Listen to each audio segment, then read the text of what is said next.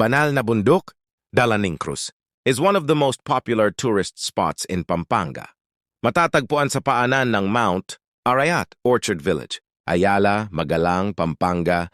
Nagtatampok ito ng life-sized na 14 na istasyon ng cruise. Ito ay isang 1.6 na kilometrong paglalakbay patungo sa tuktok.